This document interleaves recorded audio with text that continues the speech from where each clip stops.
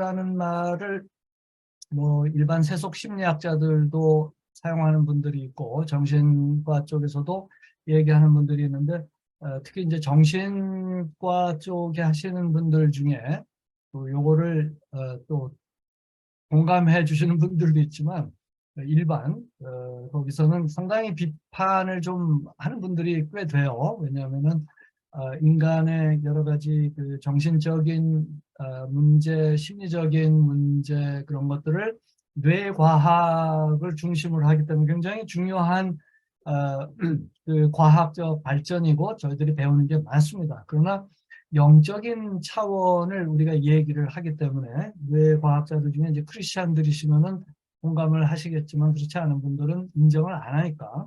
그래서 내적 치유라는 말은 이제 심리 치료 하시는 분들은 좀 사용도 하고 하는데 이제 이런 것들을 그 크리스찬 사역자들이 미국 같은 경우에 벌써 70년대, 80년대 초에 많이 요거를 그 pastoral ministry, 목회 사역에 도입을 해서 했습니다. 그래서 이너 힐링이라는 말을 많이 썼고 한국에도 제가 알기로는 80년대 중후반에 이런 내용들이 들어와 가지고 제가 85년도에 신학교 갔을 때 그런 책들을 봤으니까 벌써 그런 내용들이 나온 것을 이제 보게 됩니다. 그런데 이제 세월이 흐르면서 저도 사역하고 타문화권 교차 문화적인 상황에서 이렇게 선교를 하면서 보니까 이게 모든 동네에 똑같이 나오지 않아요. 사람들이 다르기 때문에 또 문화가 다르고 언어가 다르고 경험이 좀 조금씩 다르기 때문에 이런 부분들이 또 문화 인류학적인 통찰을 필요로 하는 영역들이 이제 생기더라고요. 그런데 이러한 모든 인간의 그 문제들의 공통적인 것이 있는데 바로 그게 뭐냐면 감정이라고 하는 거죠. 감정이 상하는 거는 문화가 다르고 뭐 학문적인 용어가 달라도 다 공감하는 부분이기 때문에 그러한 의미에서 인간 내면의 부분들을 치유를 하고 거기에 그 자기를 매는 그 부정적인 감정에서 해방된다는 차원에서 내적 치유라는 말을 그냥 사용하기로 했습니다. 또 일반적으로 많이들 사용도 하기 때문에. 근데 내적 치유를 그 가르치는 분들 또 이렇게 실습을 하는 분들 내용들을 또 저희가 또 교수를 하다 보니까 또 이렇게 들여다보고 조사도 하지 않겠습니까? 보면은 그 바로 내적 치유로 들어가고 복음이 약한 경우를 꽤 봤어요. 그래서 제 그 파워 인카운터 과목은 다른 말로 하면 용서학 과목인데 좋게 얘기하면은 왜냐하면 이 용서라고 하는 개념은 개인적인 내적 치유의 이슈만이 아니라 신학적인 이슈입니다. 왜냐하면은 모든 종교에는 용서 개념이 있는데 하나님이 직접 이 땅에 인간의 모습으로 인간의 몸을 입고 오셔가지고 그것도 인간을 용서하기 위해서 그렇게 하셨다라고 하는 것은 복음밖에 없어요. 성경에서밖에 찾을 수가 없어요. 그래서 그것이 가져다 주는 그 의미는 단순히 그 내용을 아는 걸로 끝나는 것이 아니라 그것이 우리에게 적용돼야 되는데 용서를 받을 뿐만 아니라 용서받은 결과로 우리는 이제 용서를 해야만 됩니다. 그래서 용서하면서 사는 삶이 그리스도인의 특징이에요. 다른 거 뭐 경건하고 기도 많이 하고 성경을 많이 알고 경전을 많이 알고 뭐 사역의 경험이 많고 뭐 병 고침을 많이 하고 역사를 많이 일으키고 다 좋아요. 그건 타 종교에도 있어요. 그런데 진짜 진정으로 용서를 할 수 있는 그 동네는 복음이 있는 곳밖에 없다라는 신학적 결론을 내릴 수밖에 없습니다. 왜? 십자가가 바로 그것이기 때문에 다른 종교에 십자가가 있으면 거기도 있다고 얘기를 할 수가 있겠죠. 그래서 이 십자가는 사실 세월이 흐르고 저도 뭐 학문적으로 이것저것 해보면서 뭐 학문적인 글도 쓰고 연구도 해보지만 그 어떤 것도 이 십자가의 그 가치나 의미를 그러니까 이렇게 그 비견하거나 대치할 수 있는 것은 존재하지 않는다는 것이죠. 그래서 이 십자가를 우리 안에 이렇게 적용하는 영역을 사실 들여다보면 이제 지식의 부분이 있어요. 우리의 이제 그 cognition, 그 intellectual한 그 지적인 영역도 있지만 실제로 이것을 적용할 때는 우리는 인간은 혼자 살 수가 없기 때문에 인간 관계 속에서 살기 때문에 이 소셜 라이프, 인간 관계에서 형성된 죄인들의 삶이기 때문에 감정이 상할 수밖에 없습니다. 아, 난 예수 믿고 다 자유해서 괜찮다. 이거는 사실 진실이 아니죠. 우리 안에는 약한 부분들이 있습니다. 그래서 이 감정을 어떻게 잘 다루느냐 이게 굉장히 중요하고 제가 이거를 이렇게 강조하는 이유는 이제 문화들을 보면 특히 그 아랍 사회나 또는 아프리카 사회, 무슬림 사회를 들여다보면은 이 감정 표현이 문화적으로 다 다르거든요.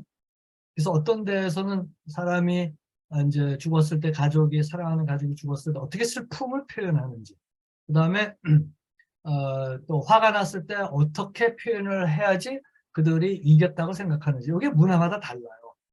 그래서 이제 좋은 감정들 표현하는 것들은 뭐 웃음도 비슷하고 다 뭐 이런 게 있는데 또 어떤 부분들은 어디까지 감정을 표현하면 되고 안 되고가 있고 문화마다 다르거든요. 그런데 이제 우리 감정이라고 얘기를 할 때는 뭘 말씀드리는 거겠습니까? 부정적인 감정이라고 해요. 화가 나고 거절감을 느끼고 그래. 성경에 그 보면은 그 죄의 내용도 갈라디아서 5장의 죄의 내용과 이제 반대되는 그 성령의 그 열매 부분이 있잖아요. 성령의 열매는 이러하다. 이거 막을 법이 없다 한 그 9개 열매들을 보면은 감정하고 관련이 다 있습니다. 건강한 감정이고 굉장히 뭐 잠깐 볼까요? 그 갈라디아서 우리가 너무도 잘 아는 2장, 그, 2장이 아니라 저기 5장이죠. 보면은, 성령을 따라 행하라. 그리하면 육체의 욕심을 이루지 아니하리라. 지금 말씀드렸잖아요. 이게 영적 전쟁이란 말이죠. 5장 16절입니다. 그래서 육체의 소욕은 성령을 거스리고, 성령은 육체를 거스린다. 여기서 거스린다는 말이 이제 이 전쟁이란 말이에요. 싸움이란 말이죠. 이 둘이 서로 대적함으로 이렇게 되어 있잖아요. 그래서 너희가 원하는 것, 즉 여기는 거듭난 너희죠. 너희가 원하는 것을 하지 못하게 하려 합니다. 너희가 만일 성령이 인도하시는 바가 되면 율법 아래 있지 아니하니라. 육체의 일은 이렇다. 그래서 쭉 보면은 나쁜 행위와 뭐 여러 가지가 있는데 22절을 보세요. 오직 성령의 열매는 어떻습니까? 사랑, 희락, 화평, 오래 참음, 자비, 양선, 충성, 온유, 절제 이 같은 것을 금지할 법이 없느니라. 그리스도 예수의 사람들은 육체와 함께 그 정욕과 탐심을 십자가에 못 박았느니라. 우리가 너무도 잘 아는 성경 구절이죠. 여기 보면은 성령의 열매의 그 특징들을 하나씩 분석을 해보면은 감정하고 굉장히 밀접한 관계가 있습니다. 사랑을 하기 때문에 어떻게 해요? 이게 사실은 성령의 열매는 단수예요. 9가지의 양상으로 복수처럼 표현이 됐지만 이거는 하나를 가리키는 말입니다. 성령 안에 있을 때 나타나는 우리의 인격의 변화죠. 근데 그게 보면은 이제 양선 같은 거 이제 뭐 goodness, 친절한 거 사람들에게 뭐 그러니까 예수를 오래 믿고 성령과 같이 동행을 하면 사람이 착해져요. 그리고 인내가 많이 생기고 사람들을 잘 용납하고 견뎌지는데 이상하게 그 예수를 오래 믿었다고 하는데 종교식으로 믿었는지 어떻게 믿었는지 모르겠는데 예수를 오래 믿은 사람들 중에 센 사람들이 많아요. 물론 이제 겉으로 세게 보이는 거 뭐 그런 걸 얘기하는 게 아니라 속으로 용서가 안 되고 이렇게 하는 사람들이 많단 말이에요. 그래서 그거는 그 십자가 앞에서 처리해야 될 우리의 그 예수의 사람들은 육체, 바로 이 육체의 그 정욕과 탐심을, 그러니까 거기 정욕과 탐심의 핵심에 뭐가 있습니까? 내가 있지 않습니까? 그러니까 내가 원하는 대로 이루어지지 않고 내가 원하는 것을 얻지 못했을 때, 또 이것을 방해한다고 생각할 때 그 방해하는 사람들을 이제 원수 취급을 할 경우에 이제 분란이 일어나는 그런 경우를 많이 보죠. 그러면 사실은 그 사람의 어떤 그런 성향이 과연 나중에 생겼을까? 나중에 생길 수 있지만 우리가 인식론, 뭐 그 프랑스의 피아제 같은 사람들이 이미 19세기 말 20세기 때 그 뭐 프로이트 심리학도 나오고 그래가지고 뭐 많은 사람들의 심리들 부정적인 심리 그보다도 이제 먼저 뭘 연구했냐면 소위 정상적이지 않은 정신 그 상태, 즉 mental illness라고 하는 정신병 이런 것들을 이제 연구하고 어떻게 해서 그 이 세계를 바라보는 인식이 바뀌는가를 쭉 연구를 한 자료들 이제 봐도 나오는데 어려서부터 이렇게 쭉 성장을 하는데 그 뭐 결론적으로 시간 관계상 결론적으로 말씀을 드리면 어렸을 때 rejection 거절을 받으면은 거절받을 때 자기를 지키려고 하기 때문에 모든 사람의 심리가 어린아이일 때 그 자기를 지키려고 하는 self-defense mechanism이 형성됩니다. 자기 방어의 심리가 되는데 그 어뷰스가 강할 경우에는 그 MPD라는 거 들어보셨는지 모르겠는데 그 multi personality disorder라고 하는 게 있습니다. MPD. 다인격 장애라고 되어 있는데 요즘에 그 미국의 그 정신과 그 101 책에 보면 그 용어가 바뀌어가지고 DID로 나와요. Dissociative Identity Disorder. 그래서 DID라고 그러는데 보면은 그 상처를 받았을 때 거절을 너무 심하게 받았을 때 뭐 어렸을 때 섹슈얼 어뷰즈를 받았다든지 그것도 상대방이 내가 믿고 의지했던 사람 의존을 해야 되는 그런 사람들한테 그런 말도 안 되는 어뷰즈를 당했을 때 그 충격 때문에 우리의 인간의 연약한 심리는 자기를 방어하기 위해서 자기를 잠재우고 새로운 자아를 형성을 시킵니다.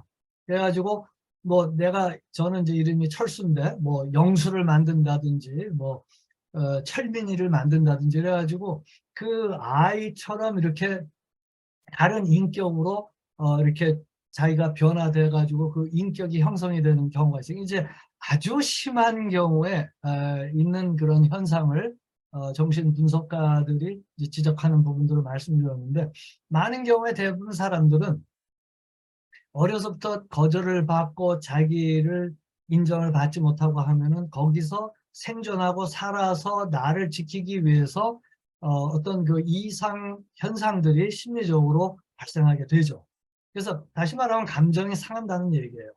그래서 화가 나서 막 화를 이렇게 그 내뿜을 수 있으면 좀 해소가 되는데 예를 들어 가지고 그러지 못하고 이거를 눌러야만 되는 어린 시절을 보냈다. 그러면은 그 심리는 없어지지 않고 그 보면 그 뭐 이제 그런 얘기들 하잖아요. 그 자녀들이 많은데 중간 오남매 중에서 이제 셋째쯤 되면은 그 아래 위로 뭐 이렇게 치여가지고 보면 니고시에이션을 잘하고 사람들 잘 이렇게 화해도 시키고 하는 것 같은데 속으로는 얼마나 썩었겠습니까? 그래가지고 그런 착한 사람들이 한번 화를 내면 무섭다 뭐 이렇게 얘기도 하잖아요. 그러니까 인간의 내면의 깊은 곳에 본인도 모르는 그런 부정적인 감정이 어떻게 남아 있는지를 모르는데 그러한 것들이 뭐 요즘은 뭐 진짜 그 사회가 너무 이기적으로 변하고 이제 한국 사회 이렇게 계속 요즘은 왔다 갔다 하면서 더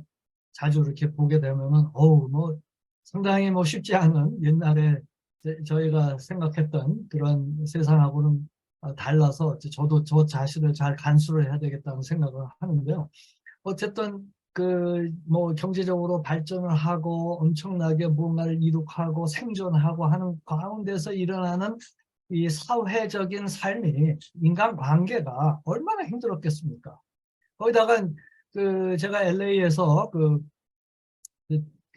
이제 공부할 때 목회를 좀 하면서 제가 몇 년 동안 거기 사역을 하면서 어 이제 그 프리즌 사역을 조금 뭐 했다기보다는 도와드렸어요. 그래서 방문했는데 왜냐하면 우리 그 LA의 한인 그 교포분들이 아, 부탁을 하시고 또 제가 이쪽에 강의를 하고 그래서 이제 갔었는데 너무 가슴 아픈 걸 그때 제가 봤어요.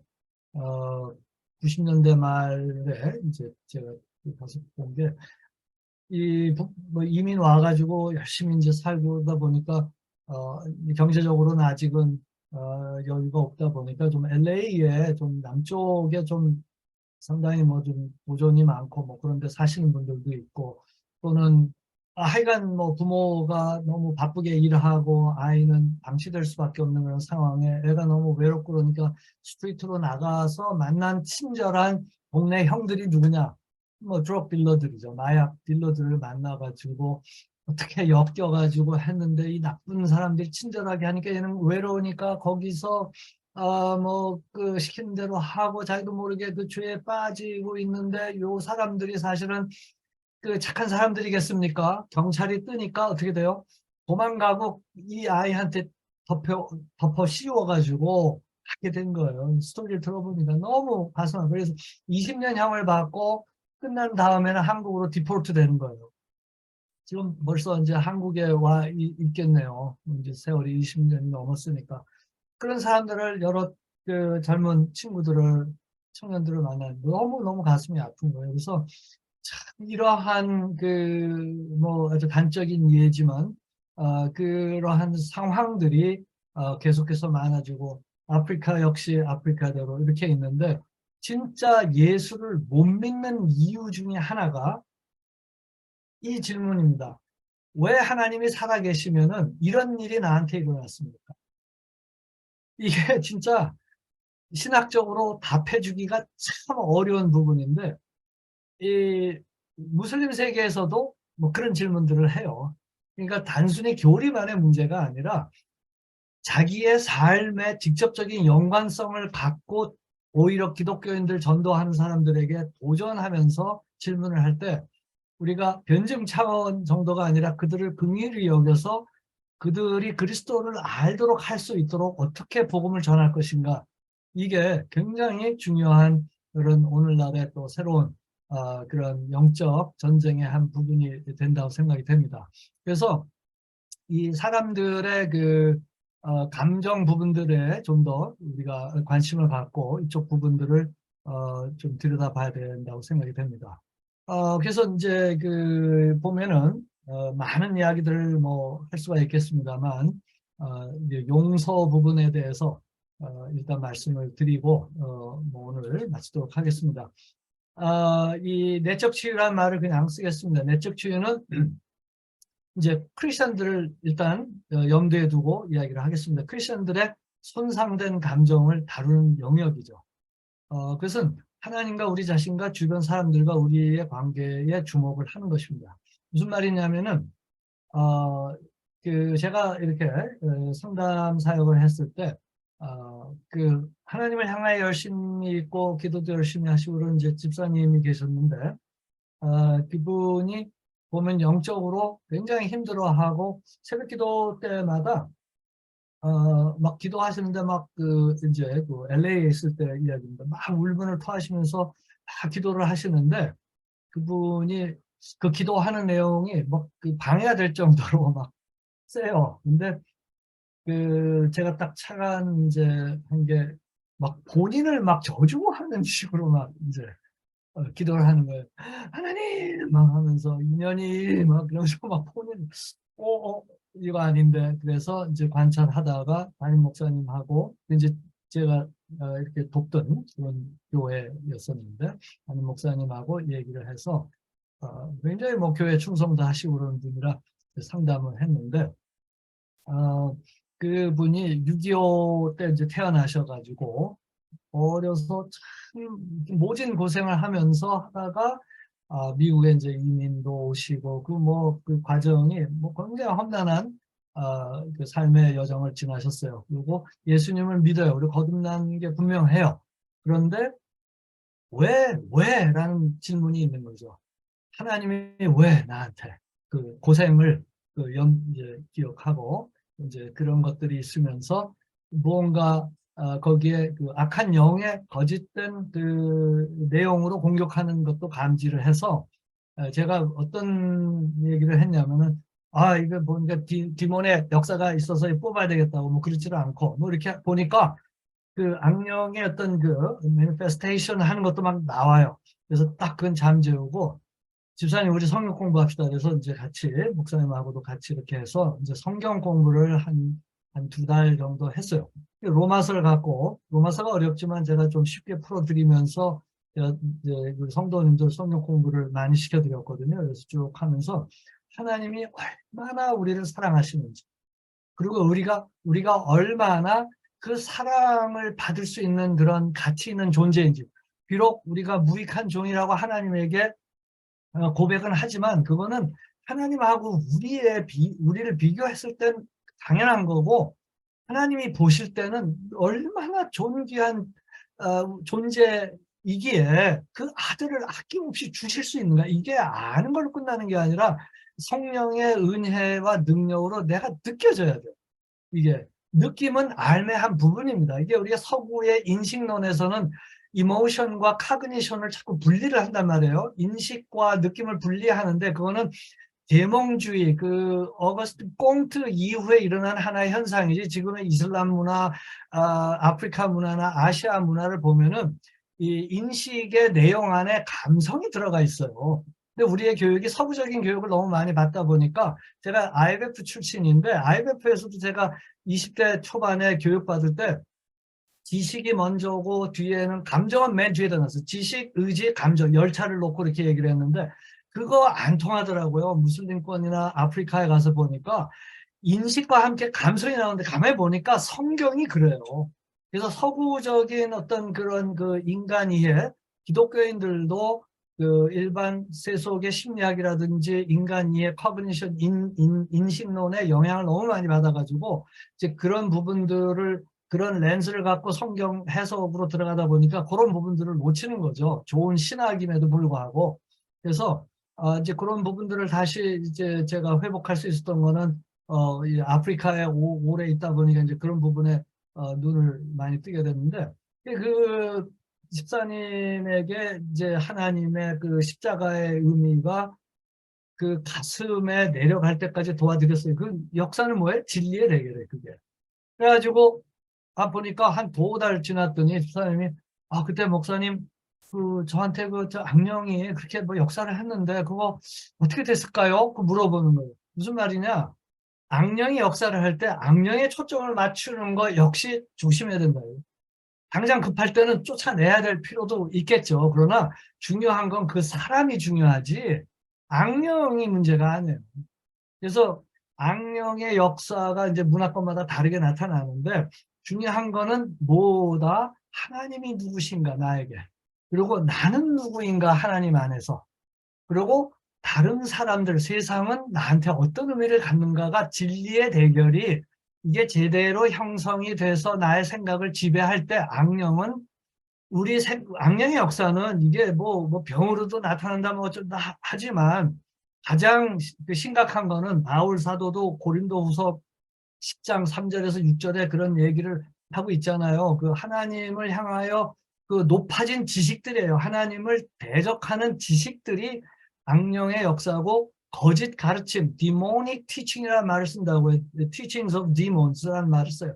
디몬의 가르침이라고 잘못된 교리들을 얘기를 해요. 그래서 잘못된 교리나 예수 그리스도를 폄하하거나 그 예수 그리스도의 그 안에 있는 하나님의 사랑을 부인하거나 어떤 율법주의로 가게 하는 모든 잘못된 것을, 그것이 바로 디몬이라고 바울은 오히려 얘기하고 있다고 하는 것입니다. 그래서 디몬의 역사는 오늘 계속 말씀드리는 것처럼 그 거짓을 우리에게 심는 거거든요. 그러니까 거짓을 심는데, 하나님에 대해서 거짓을 심고 나 자신에 대해서 거짓을 심고 세상을 향하여 부정적으로 부정적으로 보도록 거짓을 심는 것이 사탄이 한 개인을 망가뜨리는 데 사용하는 그런 영적인 무기다 하는 것이죠. 그래서 진리를 알지니 진리가 너희를 자유케 하리라. 이 자유는 거저 얻어지지 않습니다. 자유는 이게 투쟁을 해서 지켜야 되는 거지, 그냥 가만히 안다 그래서 자유가 오는 게 아니라, 그때 알면 요한복음 17장 3절에 있는 것처럼 영생은 하나님과 그가 보낸 자, 즉 예수 그리스도를 아는 거라고 했는데, 그 안다는 말은 경험이에요. 경험은 가슴으로 느껴져요. 그냥 책으로 봐서는 경험이 안 돼요. 이걸 내가 경험할 때 그것이 내 지식이 되는 거지. 그것이 성경이 얘기하는 참 지식입니다. 그렇기 때문에 이게 진리를 바로 알고 그 진리에 대해서 막 그냥 갈망해서 그것이 가슴에 느껴질 때, 거기서 나도 모르게 자연스럽게 나오는 것이 사역이 돼야 되지, 그걸 막 그냥 억지로 만들려고 하고 뭘 주십시오 해가지고 되는 일은 아니라고 하는 거죠. 그러려면 그 진리의 핵심에 뭐가 있느냐면은 하나님이 우리를 얼마나 사랑하시는. 요한복음 3장 16절에서도 이거 어마어마한 성경 구절입니다. 근데 그냥 우리 뭐 그냥 요절로만 외우고 끝나버리면 큰일 나요. 하나님이 세상을 이처럼 사랑해. 이처럼 그 부사가 굉장히 중요해요. 아들을 주실 만큼 사랑하시는 어떤 종교에도 없어요. 그래서 이처럼 사랑하셔서 독생자를 주셨으니 누구든지 믿는 거예요. 믿고 멸망치 않는. 그러니까 무슨 말이에요? 멸망이 지금 진행되고 있다라는 얘기예요. 그러니까 굉장히 심각한 표현인데 그냥 단순히 외우면 되는 게 아니라 경험해야 된다. 그게 바로 우리의 그 신앙 자체가 영적 전쟁이라는 거죠. 그럼 그 핵심은 뭐가 있어요? 용서가 있다는 거죠.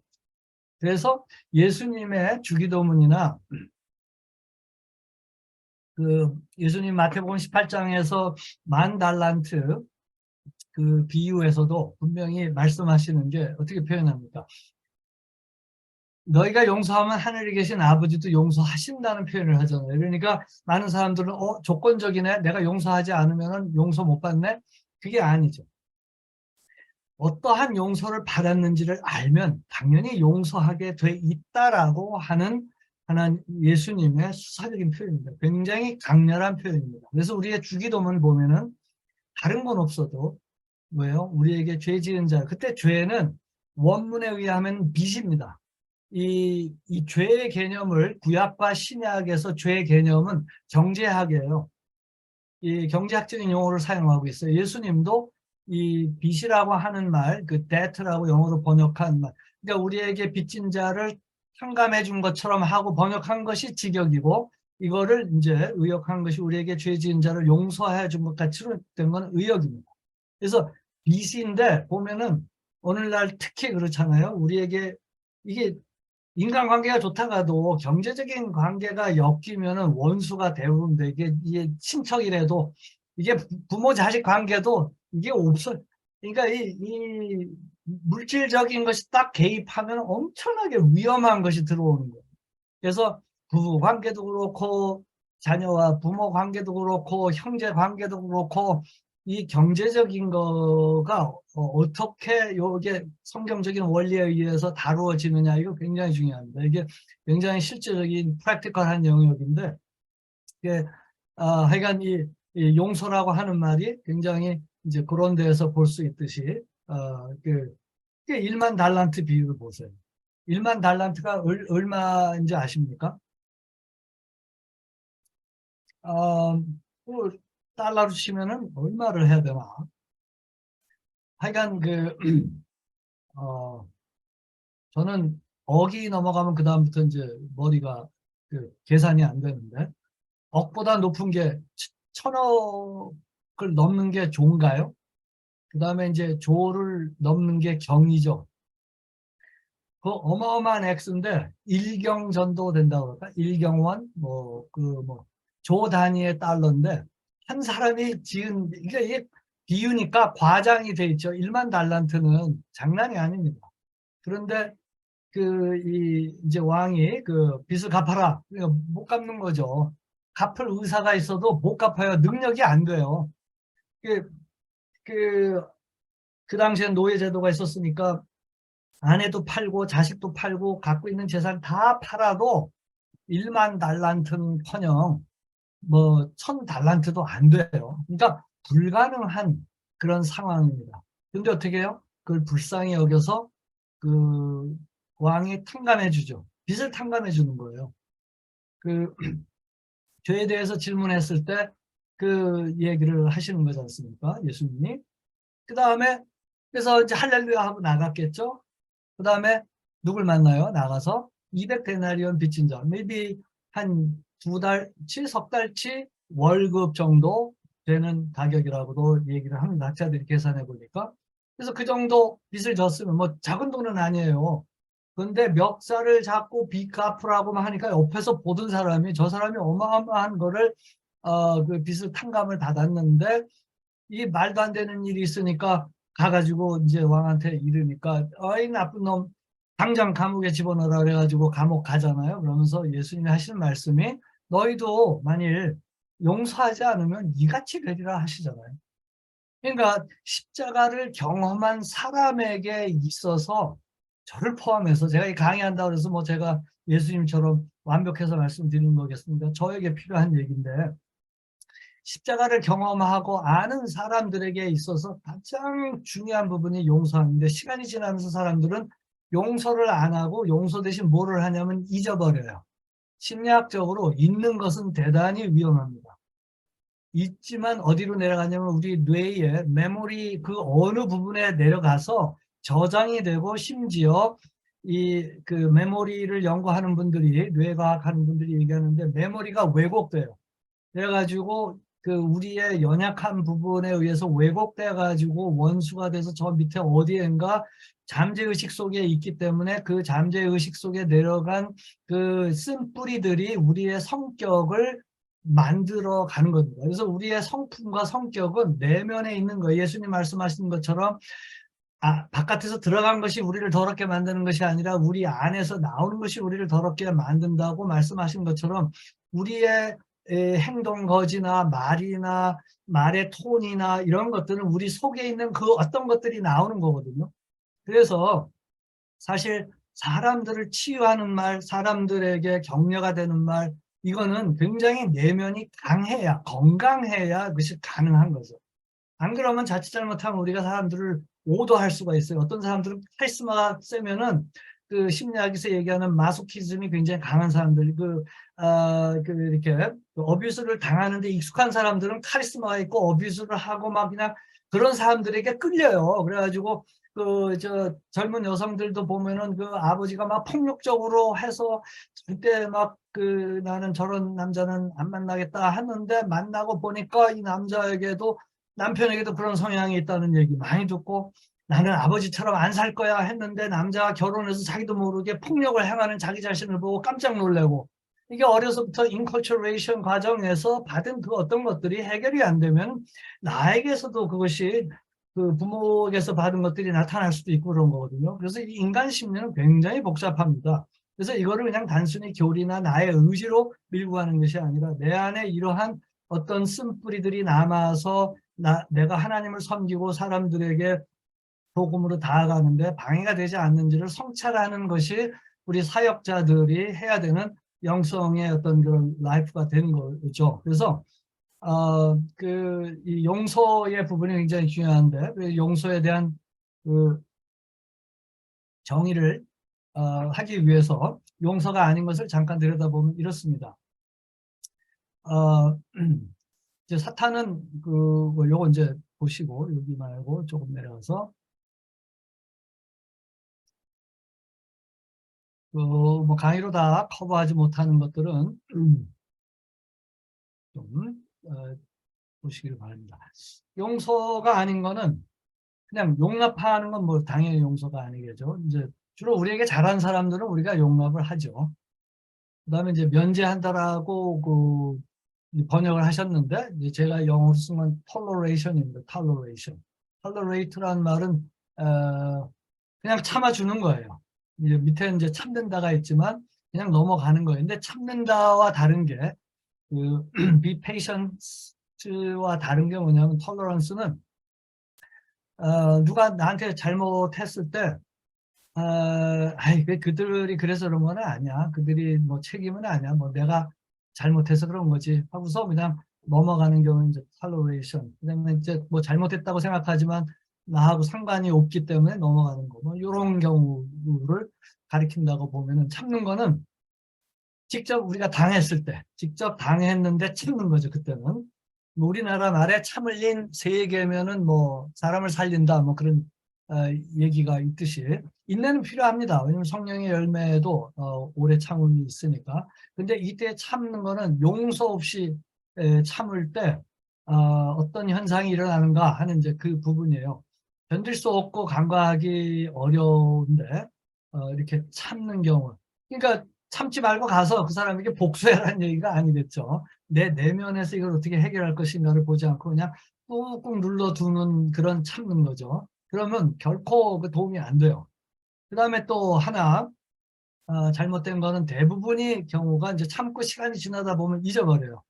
그래서 이제 특히 내가 사랑하는 사람들한테 우리가 사랑을 서로 하는데 이게 뭐 사랑만 하는 게 아니라 서로 상처도 주잖아요. 제가 아까 뭐 제 아내와 그런 얘기를 했지만 혹시 그럼 저 김철수 교수는 지금 잘 살고 있나 걱정하시는 분들이 있을까 봐 말씀드린다만 잘 살고 있고 서로 용서하고 우리 부부의 행복의 비결을 말씀을 드리자면 서로 용서를 구하고 잘못된 부분들을 인정하면서 서로 끌어안고 많이 울었어요. 하면서 서로 용서하고 해서 살면서 뭐 이게 좀 낯간지러운 얘기로 들리실지 모르겠습니다만 그렇게 노력하고 있는 부분을 말씀을 드리면은 처음에 연애할 때보다 더 행복한 시간들을 보내고 있는 것 같고 계속해서 그렇게 하려고 애를 씁니다.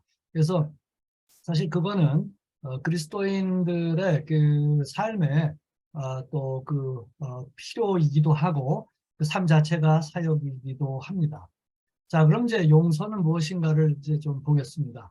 이 용서를 여기 보면은 우리에게 악하게 행하거나 해를 끼친 사람들, 어, 우리 분명히 그들에게 책임이 있어요. 그리고 참 견디기 힘들게 나를 괴롭혔어요. 근데 그 사람들에게 상처받았다는 것을 인정하는 데서부터 출발을 합니다, 용서는. 어, 그리고 그 용서를, 이제 상처받았다고 하는 것을 인정하고 알고 있는 거예요. 근데 대부분의 경우에 이제 저희가 사역할 때 뭘 도와드리냐면은 대부분 그걸 잊고 살기 때문에 누구 용서하실 분 없습니까? 하고 물어본다면 최근의 것들은 기억을 하는데 저희가 관심을 갖는 건 심층 구조입니다. 더 어렸을 때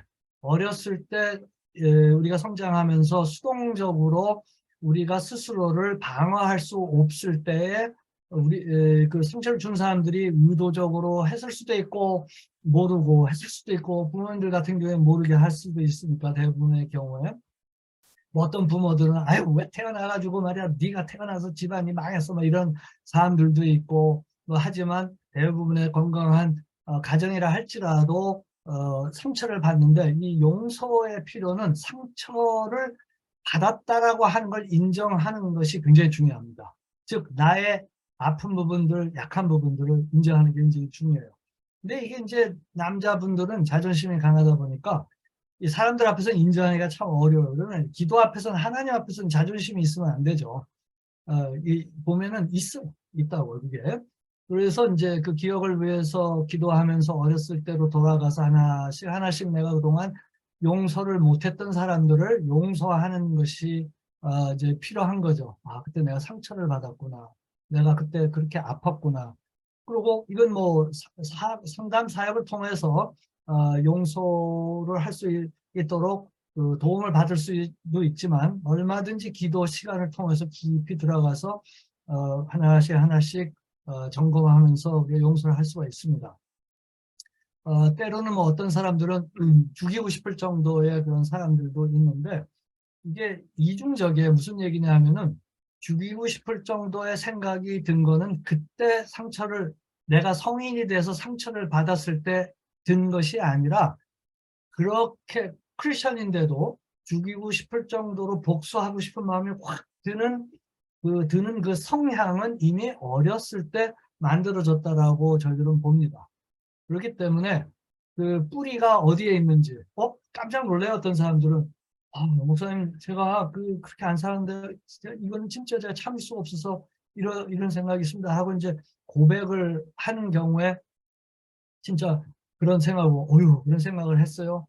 그러면 이제 제 관심은 어디로 가느냐면은 그런 생각이 들을 수 있도록 딱 클릭을 그 트리거를 한 그런 경험들이 있지 않나를 점검하는 일입니다. 이게 이제 실제로 상담 사역할 때 저희들이 면밀히 들여다봐야 될 부분인데 무슨 말이냐면 어렸을 때에 그러한 경험들이 뭐 어렸을 때니까 그거를 해결할 수 있는 능력이 없으니까 차곡차곡 쌓였겠죠. 그러면서 그것이 하나의 나를 보호하려고 하는 이 나르시시즘이 이제 거기서 나온 말인데 자기를 보호하려고 하는 스스로 자기를 과잉 보호하려고 해서 생기는 성향이 이기심으로 이제 나타나고 다른 사람들을 매니플레이트 하죠. 조종하려고 하는 소위 이제 가스라이팅이라는 말을 요즘 많이 쓰더라고요.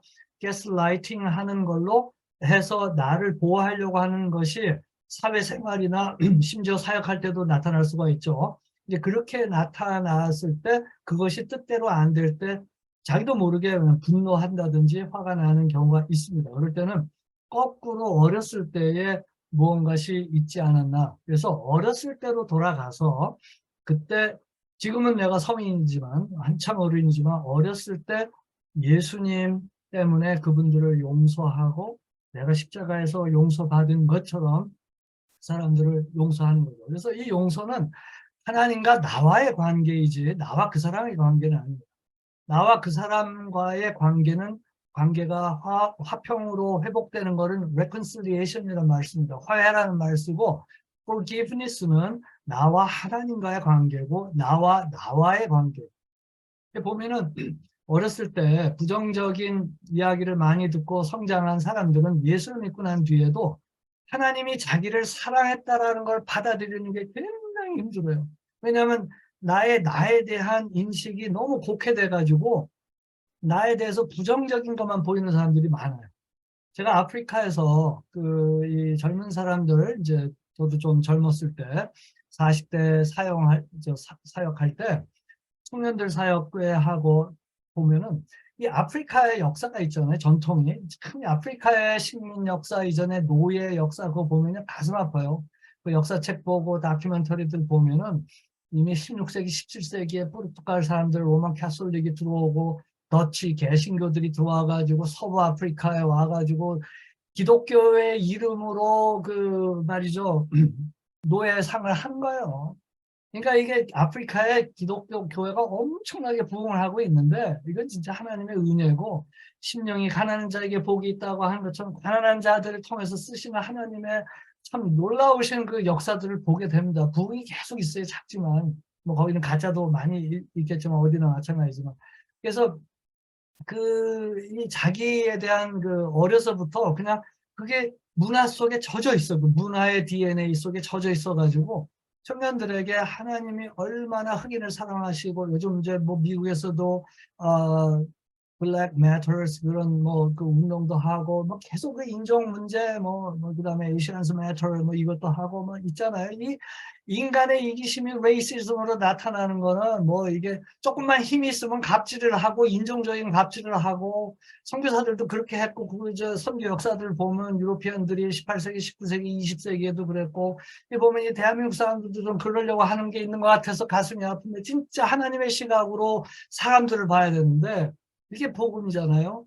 그래서 그거를 얘기를 해주고 성역 공부를 하는데 눈물을 흘리더라고요. 젊은 사람들이. 아프리카 친구들이. 내가 이렇게 하나님 앞에 아름다운 사람인 것을 몰랐어요. 하는 얘기를 해요. 십자가에 대해서는 알아. 근데 이 십자가가 얼마나 하나님이 자기들 사랑하는 그 하나님의 역사적 증거인 거를 경험을 이때 한 거예요. 복음에 알지만 이게 느껴지는 건 엄청난 거예요. 그래서 그 파워에 의해서 디모닉한 역사가 다 없어지는 거예요. 그래서 이게 그러고 이제 그 어렸을 때 나에게 부정적인 내용을 준 그 부모님이든 누구든 어렸을 때 수동적이고 연약했을 때 학교 선생님한테 당할 수도 있고 제가 지금 이제 뭐 국민학교 요즘 뭐 초등학교로 국민학교 3학년 때 세상에 이제 지금도 생각하면 화가 나는 게 그 선생님 내 이름 석자도 기억하는데 등록금 안 냈다고 우리 반 애를 밑에를 벗겨가지고 4학년 때부터 혹시 모르겠습니다. 저는 미동 국민학교를 나왔는데 그 서대문 미동 국민학교 나왔는데 소파 방정환 선생님 예, 그 4학년 때부터 이제 남녀 나눠가지고 했단 말이에요. 여학생 반을 돌렸어. 나쁜 선생님. 야, 난 지금 걔 지금 어떻게 살고 있는지 모르겠어요. 지금 이제 60 중반이 이제 넘어갔는데 어떻게 살고 있는지 모르겠어요. 어렸을 때 그 상처, 나중에 제가 예수 믿고 이런 부분에 하면서 걔 생각이 틀려요. 그 나쁜 사람. 그 4학년이면은 뭐 그 옛날이지만 알 거 다 아는데 그 아이를 밑에를 벗겨가지고 꼬추를 드러내가지고 여학생 반을 등록금만 냈다고 그런 사람들 도 있고 여러 가지 그 어뷰스 당한 사람들이 많이 있어요. 그래서 그러다가 이제 예수를 믿고 크리스천이 된 다음에는 혹시 우리 안에 그런 약한 부분들이 있는지를 점검하고 겸손히 용서를 해서 1만 달란트의 비유에 나온 것처럼 그 사람들을 용서를 해야 됩니다. 그래서 여기에 용서하는 요령 그런 개념들 설명해 놨으니까 제가 이제 강의로 커버하지 못하는 부분들은 좀 읽으시고 혹시라도 나중에 질문이 있으시면 뭐 총장님 통해서 알려주시면 또 필요한 부분들 뭐 책도 추천해 드리도록 하겠습니다. 왜 많은 사람들이 그러면 용서하지 않고 사는가? 용서가 어려웠기 때문에 그렇고, 첫째는 여기 있는 것처럼 너무 낮은 자존감을 갖고 있다든지 또는 자기의 약함이나 죄를 지나치게 의식하고 있는 그런 경우, 뭐 여러 가지 이유들이 있을 수가 있습니다. 그다음에 특히 이제 이 갱스터, 아주 나쁜 짓을 하고 있는 사람들은 회심하면 그냥 휘까닥 하지만 자기들이 죄인이라고 하는 아주 나쁜 짓을 하고 있다는 걸 너무 잘 알기 때문에 쉽게 받아들이지 않아요. 그래서 복음을 설명하고 더 얘기를 하게 될 때 눈물을 흘리면서 돌아오는 사람이 있어요. 벌써 오래됐습니다만 제가 LA 그때 있을 때그 야외 예배를 나갔었는데, 그때 저쪽에 보니까 그 문신이 막 있는 사람들이 모여 있어요. 그리고 이제 어느 보스가 이렇게 딱 앉아 있는데 뭐 와서 형님 하듯이 이렇게 있는데 저를 그때 강사로 초청해 준 그 목사님이 저보고 형 교사님 저 사람이 목사입니다. 담임 목사. 깜짝 놀랐죠. 보니까 이 형님이 회심을 해가지고 동생들을 다 전도를 해가지고 그게 이제 그 교회는 무서워서 출석하기가 어렵겠어요. 조그만 교회인데 그런 사람들로 이제 가득 차 있더라고요. 그래서 인사하십시다. 그래가지고 가서 저도 인사를 해서 그래서 뭐 하이 하고 인사를 했더니 예, what's up 뭐 이러면서 이제 인사를 하더라고요. 근데 참 그런 사람들이 이제 확 이렇게 회심해가지고 그쪽에 사람들을 열심히 전도하는 이야기를 들었습니다. 근데 이 착한 사람들이 또 이 종교적으로 도를 많이 쌓은 사람들이 회심하기가 참 어려워요. 자기 의가 하나 있고. 네, 그래서 자기는 용서를 할 사람이 없습니다. 뭐 이런 사람들이 사실은 내면에 깊은 부분 그렇게 착하게 살았을 수 있죠. 그러나 우리가 성경적인 죄의 신학을 우리가 안다면 우리의 존재 자체가 자기 의로 하나님 앞에 서려고 하는 우리의 의 자체가 얼마나 육신의 그 강한 강력인지 이제 그런 걸 알게 되면은 그 교만을 바울처럼 그냥 담에색 도상에서 고꾸라지는 그런 역사를 또 체험하게 될 것입니다. 그래서 자기를 또 용서해야 되고 많은 사람들이 자기를 용서 못하고 자기를 미워하는데 다 숨겨져 있죠. 잠재의식 속에 있는 게 많아요. 그래서 용서하기 위해서는 잠재의식에 있는 것들을 표면으로 드러내서 그것을 하나씩 다 하나님 앞에 십자가 앞에 갖고 가는 그런 사역과 기도의 삶입니다. 그래서 이제 여기까지 말씀을 드리고 그 다음에 이제 끝으로 하나님을 용서한다는 말씀입니다. 어떻게 감히 하나님을 용서한다는 말을 쓰느냐. 이건 이제 심리적인 상태를 어떤 분들이 이제 표현하는 거죠. 하나님, 내가 그때 아팠을 때 어디 계셨어요? 하고서 이제 하나님을 원망하는데 하나님이 그렇게 계시지 않았더라면 더한 것도 경험할 수 있을 거다라고 하는 그 긍정적인 부분들을 보면서 하나님을 이제 놔드려야 된다. 하나님 그러면서 이제 여기에 제가 하나 더 붙인다면 그렇게 얘기하는 것이 좀 경건하지 않게 들릴 수도 있기 때문에 제가 강조하는 건 십자가입니다. 오늘의 결론이기도 합니다만 십자가에 그 하나님이 그 하나님의 아들이 오셔서 그렇게 고통 속에 죽을 수밖에 없을 정도였다면 십자가 앞에서 나의 의문과 나의 반항과 나의 항변은 십자가 앞에서 그것을 경험할 때에 이렇게 가라앉을 수 있다. 그 경험을 저는 많이 했습니다. 그래서 또 뭐 하나님을 용서한다는 이런 이제 뭐 아주 메디컬한 표현도 있지만 그게 아니라 하나님 감사합니다로 가고 참 인간적으로 생각하면 감사할 수 없는 상황인데 감사하는 일들이 굉장히 많거든요. 간증들 들어보면 그렇습니다. 지금도 그런 일들이 아프리카에서 특히 이슬람권에서 일어나는 것들을 들으면서 이번에도 제가 이디오피아 가서 사역하면서 굉장히 격려를 받고 우리 제자들의 사역, 진짜 목숨 걸고 하는 사역들 그런 이야기들 들으면서 내가 더 정신 차리고 남은 시간들을 하나님 앞에서 살아야 되겠구나 하는 생각들을 하게 됩니다.